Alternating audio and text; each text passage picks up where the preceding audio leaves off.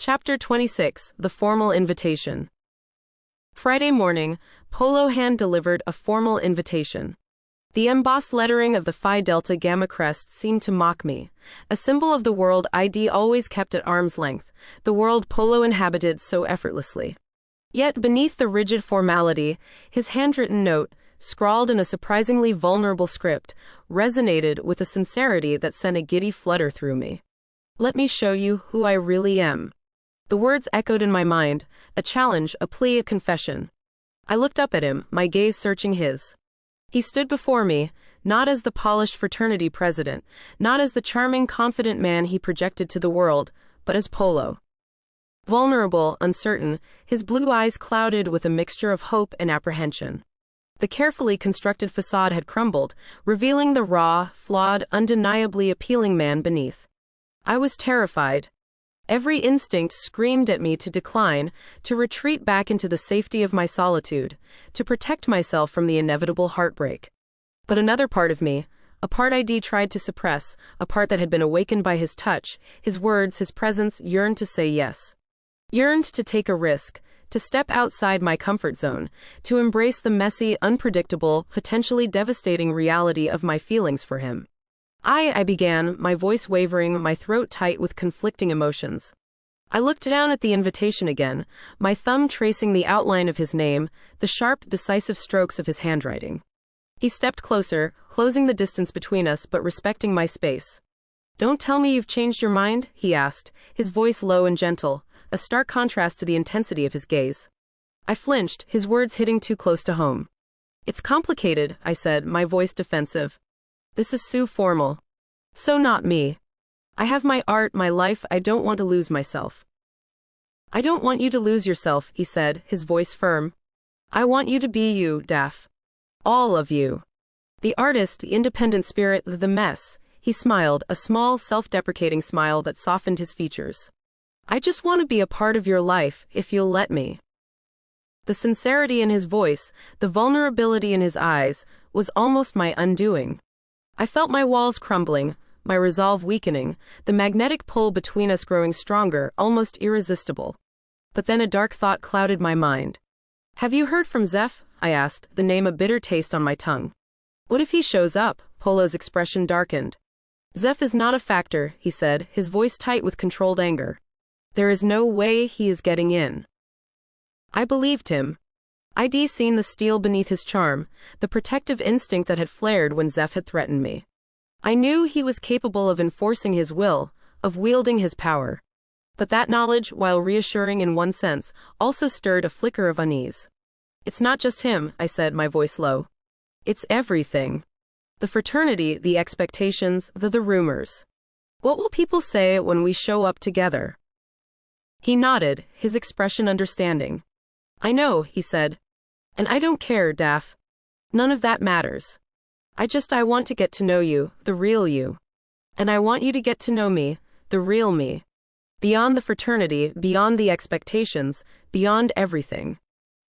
He reached out, his hand hovering just inches from my cheek, his fingers trembling slightly. He didn't touch me, not yet. He was giving me a choice, an out. "It's just one night, Daph," he said, his voice a husky whisper. "A stupid party, no pressure, no expectations. Just us. A chance to see where this thing between us might lead."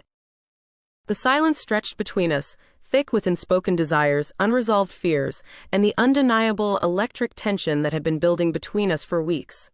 My heart pounded in my chest, a frantic rhythm of longing and apprehension. I looked into his eyes, those mesmerizing blue eyes that seemed to see straight through me, and I knew I couldn't say no. I was scared, terrified even, but I was also curious. And, I admitted to myself, a little bit hopeful. "And did I mention what the charity was this year?" he asked with a smirk on his perfect face. "Public school art programs," he revealed triumphantly. "Okay," I smiled, the word a breath, a surrender, a leap of faith. "For the kids." Polo's smile widened. It was breathtaking, a slow, radiant unfolding that transformed his face, erasing the tension and revealing a glimpse of the boyish charm he usually kept carefully hidden. "Thank you," he said, his voice thick with emotion. He cupped my cheek, his thumb gently stroking, the simple touch sent shivers through me.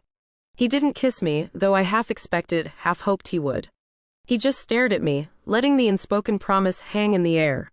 "I'll pick you up at 7, he murmured, then turned and walked away. The rest of the morning passed in a blur of nervous energy and conflicting emotions. I tried to focus on my work, but the image of Polo, his eyes filled with a mixture of relief and barely restrained desire, kept intruding. I found myself pacing the studio, touching the silver earrings he'd given me, and thinking about tomorrow night. The thought was both exhilarating and terrifying. It was a step into his world, a world of privilege and tradition and unspoken expectations, a world I'd always viewed with a mixture of skepticism and disdain. But it was also a step towards him, a chance to explore the undeniable, almost overwhelming connection that had been building between us. Then, reality crashed in with the force of a rogue wave. What was I going to wear? Panic seized me. I had absolutely nothing suitable for a fancy fraternity gala. My wardrobe consisted of paint-splattered jeans, oversized t-shirts, and a few sundresses that were more suited to a beach bonfire than a ballroom. Why hadn't I thought of this sooner? What college student just has a gala gown hanging in their closet, waiting for an invitation that would likely never come? I frantically texted Riv, "Emergency. Gala tomorrow. Nothing to wear." "Help," her reply was almost instantaneous, "thrift store. Meet me at Will for Good in 30. And don't panic. We'll find something fabulous." Riv, bless her practical soul, was already waiting outside the brightly lit, slightly chaotic shop when I arrived, her expression a mix of amusement and determination. "Operation Gala Glam is a go," she declared, pushing open the door, the scent of old fabric and mothballs hitting me in a nostalgic wave. Will for Good was less a treasure trove and more a warehouse of forgotten fashion. It was a chaotic jumble of overflowing racks, teetering piles of clothing, and dusty bins crammed with accessories. Sequin gowns hung next to stained leisure suits, pristine vintage coats shared space with moth-eaten sweaters, feather boas draped over piles of questionable polyester creations. It was a mixed bag of good, bad, and downright ugly, a sartorial graveyard where fashion trends of decades past went to die, and hopefully occasionally be resurrected. I felt immediately overwhelmed, my initial panic replaced by a sense of bewildered despair and slight nausea. This was going to be harder than I thought. "Okay, think classic, elegant, but with a U-twist," Riv instructed, already fearlessly wading into the sartorial jungle, her hands disappearing into a rack of what looked suspiciously like prom dresses from the